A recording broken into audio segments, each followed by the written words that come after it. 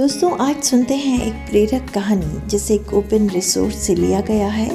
कहानी सुना रही हूँ मैं लोतिका और आप हैं चैनल लोतिका ब्लॉग्स फिक्स इसी की बोलती कहानियों में। तो चलिए सुनते हैं गहरी नदी क्या कहकर जाने वाली है। करीब 30 वर्ष के अंतराल के बाद होटल की लॉबी में मेरे पुराने मित्र के साथ मुलाकात हुई। हमेशा से अति साधारण, शांत, शिष्ट, भद्र व विनयी वह मित्र अभी भी देखने में ठीक वैसा ही दिख रहा था। उसका व्यवहार, आचरण पहले जैसा ही साधारण था।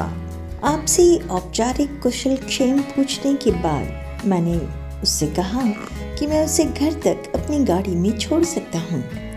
असल में घर छोड़ने के बहाने मेरा आग्रह अपनी मर्सिडीज गाड़ी को उसे दिखाने के लिए ज्यादा था।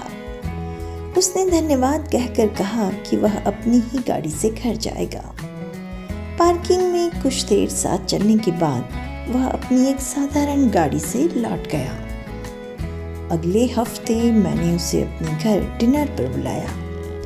वह अपने परिवार के साथ मेरे घर आया। एक बहुत ही आडंबरहीन, मर्यादित परिवार, पर मुझे लगा एक खुशहाल परिवार है। मेरे मन के किसी कोने में ये उत्कंठा थी कि डिनर के बहाने मैं उसे अपनी इतनी सुंदर और अभिजात्यपूर्ण, कीमती व बहुत आरामदेह, महंगी और सुंदर विलास की वस्तुओं से भरा हुआ कीमती साज सज्जा से सुसज्जित घर को दिखा सकूं।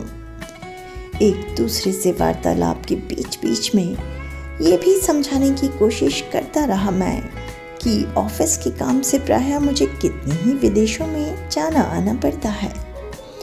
इशारों में ये भी उसे समझाता रहा कि वह चाहे तो किसी बिजनेस को ज्वाइन कर सकता है, क्योंकि न जाने कितने धनी लोगों के बीच मेरा उठना बैठना रहता है और उनसे मेरा व्यक्तिगत संपर्क भी है। इस सिलसिले में किसी बड़े बिजनेस लोन की व्यवस्था करवाना मेरे लिए एक साधारण सी बात है, लेकिन इन सब बातों में उसने कोई आग्रह या रुचि नहीं दिखाई।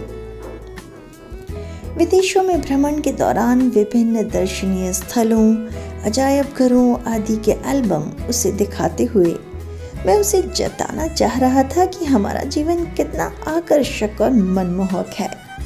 इतना ही नहीं, आने वाले दिनों में शहर में होने वाले आर्ट गैलरी प्रदर्शनी की सूचना उसे देकर जैसे मैं उसे ये बताना चाह रहा था कि मेरे पास केवल सुंदर व कीमती मकान और गाड़ी ही नहीं है, हमारे पास एक सुंदर कलाकृतियों को समझने वाली शिल्पकारी रुचि भी है।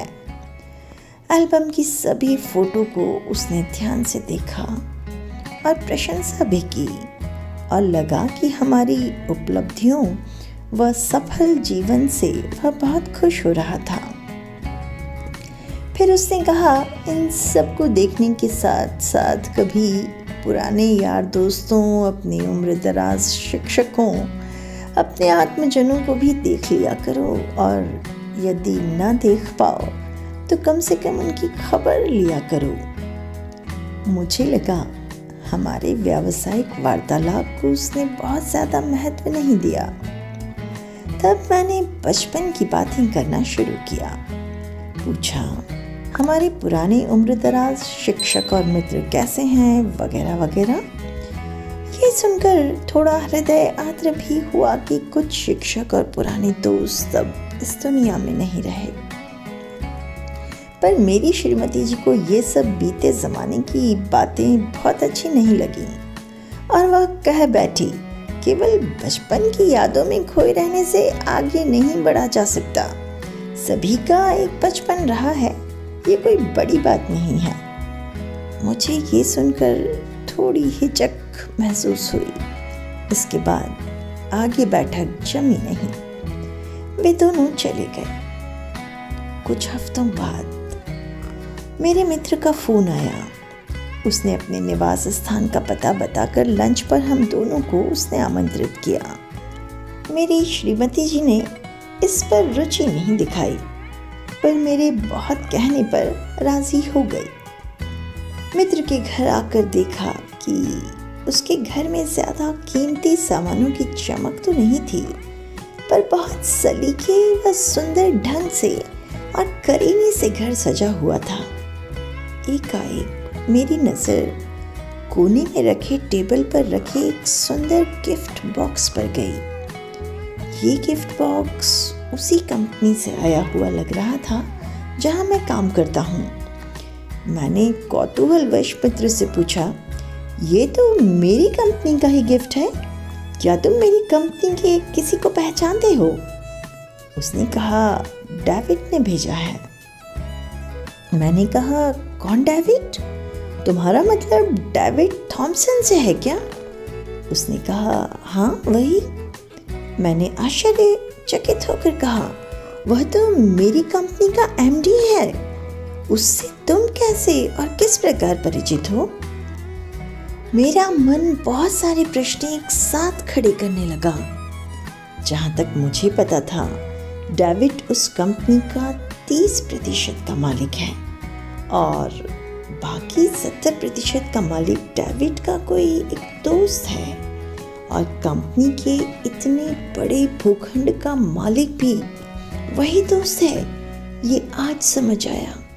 कुछ सेकंड पहले मेरी कल्पना में भी नहीं था कि कुछ पलों में मुझे इतने बड़े आश्चर्य का सामना करना होगा। मन के जिस कोने से मैंने उसे बार बार अपनी कीमती मर्सिडीज, कीमती मकान व साज सज्जा आदि दिखाकर अपने अभिजात्य के प्रदर्शन का प्रयास किया, मन के उसी कोने से कब उसे सर सर कहकर संबोधित करना शुरू किया, समझ नहीं पा रहा हूँ। एक मन बोल रहा है, मित्र को सर नहीं कहना चाहिए, और दूसरा मन कह रहा है कि जो मेरे एमडी सर का दोस्त है और जो कंपनी के 70% का मालिक होने के साथ साथ पूरे ज़मीन और संपत्ति का मालिक है, उसे अब सर न कहूँ तो और क्या कहकर संबोधित करूँ। मुझे लगा मेरे दंभ, अहंकार व अभिजात्य के गुब्बारे की हवा एक क्षण में निकलकर सब पिचका गई। किसी तरह लंच समाप्त कर घर लौट रहा हूँ। गाड़ी में हम दोनों चुपचाप बैठे हैं।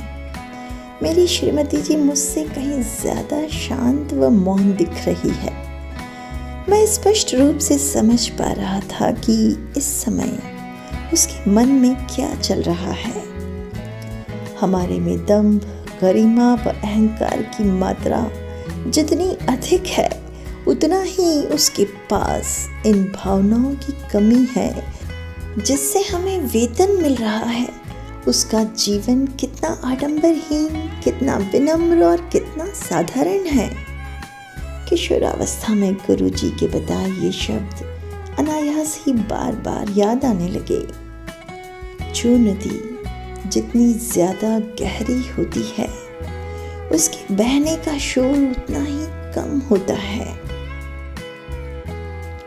तो दोस्तों, गहरी नदी से मिली जीवन की ये सीख आपको कैसी लगी, एक कमेंट छोड़कर ज़रूर बताएं।